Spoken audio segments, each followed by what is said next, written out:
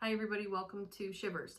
With the summer solstice approaching us pretty quickly, today we're going to be talking about the traditions and the history of midsummer. I've talked about midsummer before in a lot of other of these pagan type of traditions and history, but midsummer is of course super fun and we're in the season of it, so why not? So getting into truly the root of midsummer, we have what's called the Wheel of the Year. This is rooted in neo-paganism, old pagan traditions, but also a lot of Celtic traditions.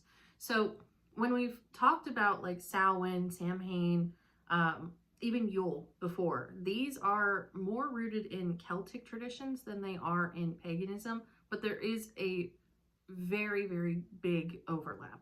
So this is why they're kind of lumped into the same things. These two holidays that I just mentioned, Samhain and Yule, are also part of this Wheel of the Year. So the Wheel of the Year was made popular in 1948 by a man named Robert Graves in Britain, and he put together pretty much all of these studies. So all of these different holidays that represent not only the solstices, but also each of the equinoxes and some other dates in between there. This is all very rooted in nature, in the fertility of the land and fertility of the people, in appreciation for the sun. So it's all very earthly and natural, but really in general, the way that these holidays or celebrations are set out in order on the Wheel of the Year, they are called the 8 Sabbats. So we start with Litha, which is summer, which is also midsummer, which we will get back to in a moment. But Litha is directly translated to June in Anglo-Saxon. So that's how we get that fun name. We have the Lammas, which is August 1st, Mabon, which is the fall equinox, Samhain, which is Halloween, Yule, which is the winter solstice, Imbolc, which is February 1st, Ostara is the spring equinox, and Beltane is May 1st. So you see those couple extra little holidays that are sprinkled in there. All of them pretty much have a similar festival associated with them. There's a lot of bonfires, there's a lot of sacrifice. You know, in more modern times, it's more about the gratitude for the land, the appreciation for the harvest, for the festival, for all of the above.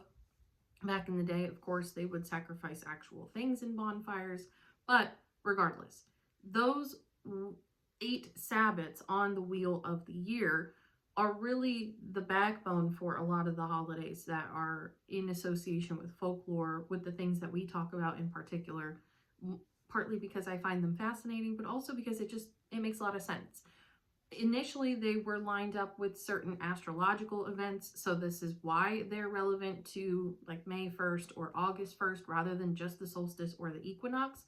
But again, they are all part of more of this European folklore celebration holiday schedule.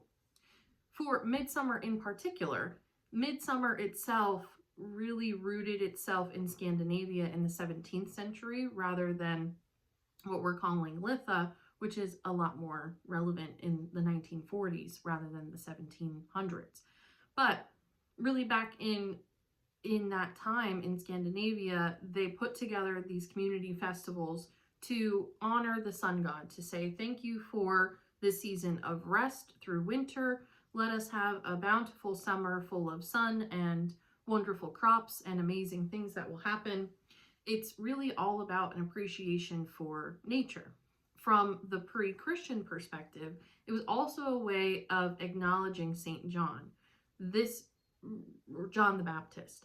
This was the idea that they were preparing the way for Jesus to come onto the land. So not only is it from the Christmas perspective, this is that halfway point, getting prepared, Santa's starting to make all of his presents, but it is also thank you for the land and thank you for the preparation that we have for our second half of the year. Not only for midsummer, but all across Europe, the maypole has been around since the 1200s. This is a structure that it looks like a stick with little circles on it. You tie string and ribbon to the top of the maypole, and then you dance. And it's supposed to represent from a sky view that you are dancing around with the flowers, you are part of nature, you are creating certain beauties within the land as well. And Along with that, they would then have these bonfires. So not only from the sacrifice perspective, but also from a luck perspective. It was said that if you lit the bonfire and you were able to successfully jump over it without touching the flames, that you would be blessed with luck for the whole next year. So it really was at the root very much an appreciation of gratitude, of nature, of the land, and also just of luck and kind of fun and games. So it doesn't have to be as serious as sacrificing people to certain gods or deities or anything like that. That was a lot of the roots for some of these 8 Sabbats, but that's not what Midsummer is anymore.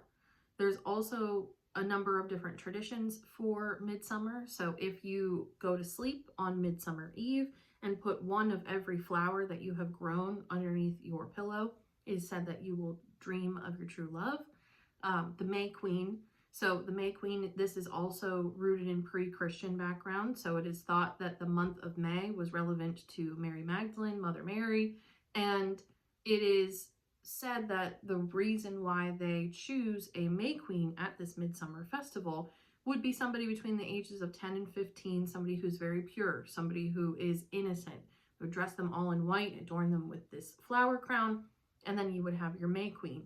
This is said that this person is so innocent and pure that they are embodying the spirit of Mother Mary and bringing her into the summer season outside of just her month of May. So that's the history of the May Queen. When we're talking about all of these different types of festivals, again, I've mentioned they are very rooted more in Europe than they are in America or really anywhere else, but a lot of their roots are influential to films. So you have, of course, the actual movie of Midsummer, which came out in 2019, created and directed by Ari Aster, who also made Hereditary. I've been pretty vocal that I'm not a big fan of the Midsummer movies or Ari Aster in general, but there is still something to be said about it. The traditions of Midsummer are blown out of proportion in that movie, of course, because it's a movie, but it's the idea really that we have all of these people who are coming to this festival on a regular basis. They are sacrificing things. They really believe in the land. They believe in the community. Midsummer in general and all of these holidays of the 8 Sabbats, there is no cult-like relation to it. So it's not really community. It's, I guess, a little bit more ancestral of more of that European lineage that's keeping this alive rather than some community or cult association. But from the Midsummer perspective in the movie, it is a little bit culty. It is the idea that we're bringing outsiders in to sacrifice to the land because they don't really meet the standards of the group. They don't get it. They're not going to be part of it unless they prove themselves, such as Danny, our main character, who becomes the May Queen. Spoiler alert. You also have The Wicker Man. This came out in 1973. I do like The Wicker Man. This does show the darker side to Midsummer. This is still, yes, blown out of proportion because it is a movie, but it really is the idea of all of these people are in on something that is not real. They are all in on this festival and trying to find this missing person who's not missing at all for the sake of grabbing this outsider and using them as a piece of sacrifice. It is a very sad ending, but really the Midsummer Festival in general, I think the reason why it gets such a bad rep and understanding in the first place is because it is very much rooted in this devotion to nature. It is, we are willing to do whatever it takes to survive and have bountiful crops, and we are very grateful, and we are welcoming whatever help we're willing to get. Some of that prayer-esque nature, as followed with a bonfire or something bigger like that, is going to have a relatively negative connotation.